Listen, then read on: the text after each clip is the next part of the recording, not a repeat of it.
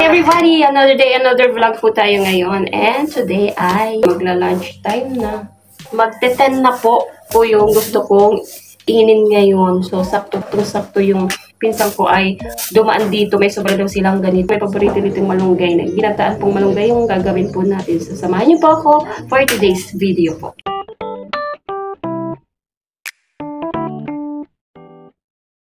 Yung kinagandahan dito sa province.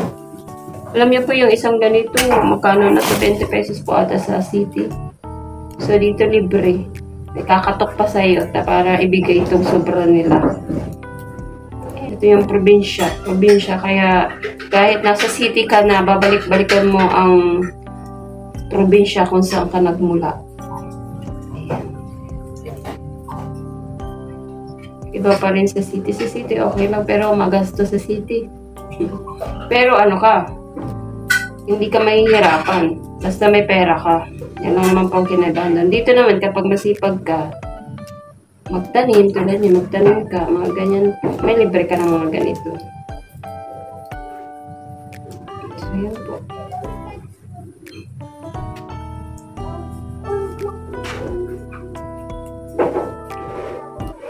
Say hi ka, Kuya John Errol. Errol ka ba?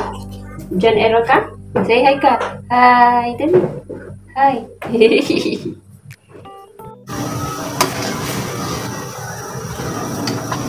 Ito yung pangalawang gata po. Nilagyan ko na po ng sibuyas, bawang. At hindi ko makita ang sili na haba. So, lalagay na po natin ang isda. Ito namin na isda. 50 pesos lang po ito. Ito po yung masarap dito. Sige na. Yan po. So, pag papakuliin po muna natin. So, lagyan na po natin ng asin. May lasa na po yung unang ano.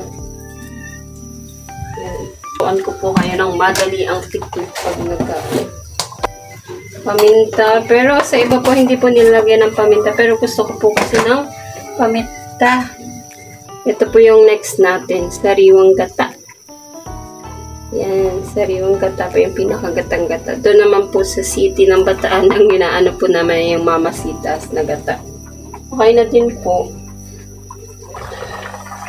Nakalimutan ko po.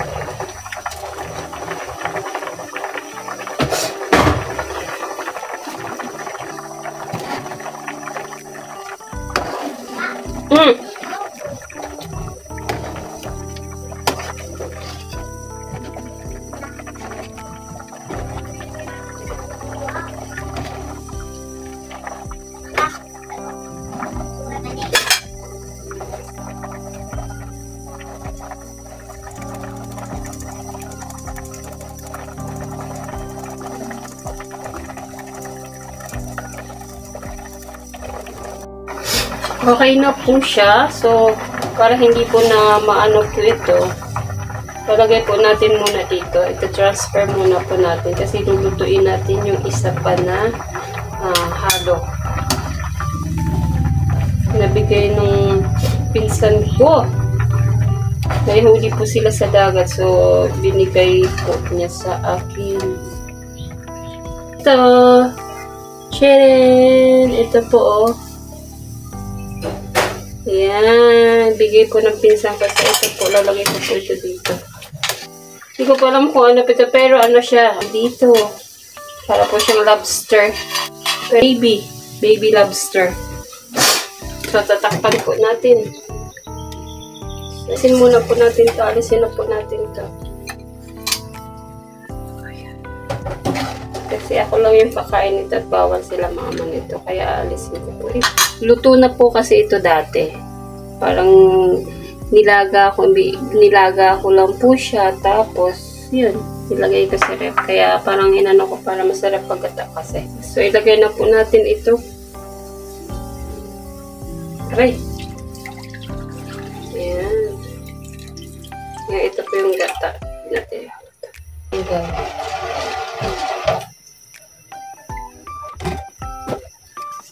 Ayan, sibuyas ulit. papakulan po natin ng kulo lang po. Tapos lalagay na po natin yung malunggay. Tapos on the top of the malunggay po ay yung isda po kanina. Yan lang po. Ayan. Kumukulo na po. So, lagay na po natin yung malunggay. Yung malunggay po, ito ang malunggay. Ipinaano ko pa naman sa sa gripo.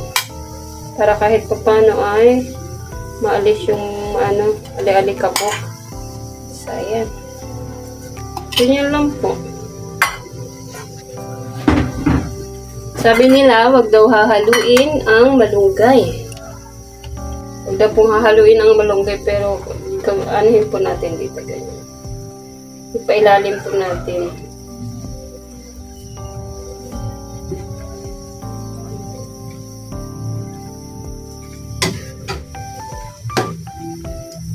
Kasi pumapait.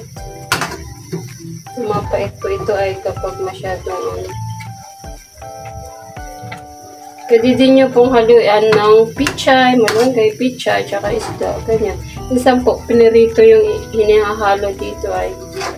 Pero, ako po ay, ayaw ko po kasi gusto ko po ay less nga basta mantika. So, may mantika naman to po itong na ito, diba? Ito, ganito. May mantika po yan. Ayan. So, yan po. Tapos, ilalagay po natin uli itong kanina na niluto na po natin sa gata. Sa top lang po para yun.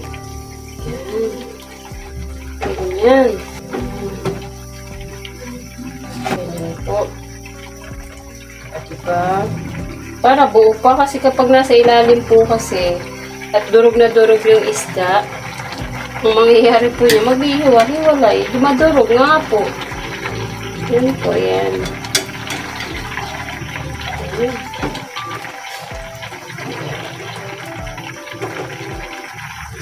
Yan.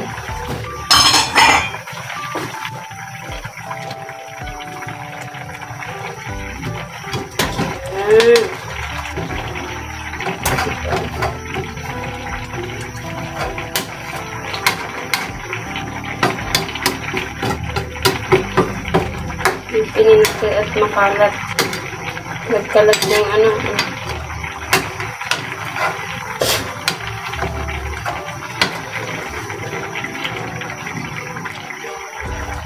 Lagyan po natin uli ng asin.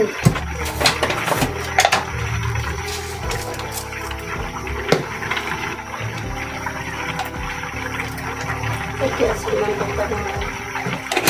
Ayan. Okay na po. Antay lang po natin mga 5 minutes.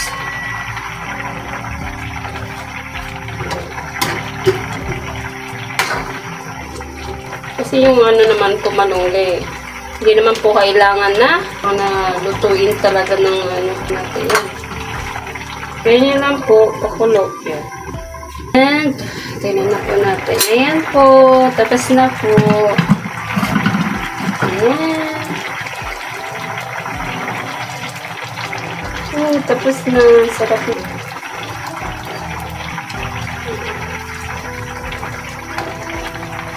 So, ayan. Luto na ang ating malunggay. Ayan. So, ayan po. Sana pa ay may natutunan po ulit kayo na pamprobinsyang luto natin. So, ayan o. May yung cellphone temperature, level. Hindi kaya ng init. So, ayan po. Magbababay na po ako kasi baka pumutok yung cellphone ko. So, bye-bye po. Thank you so much po. Lagi-lagi ingat po kayo.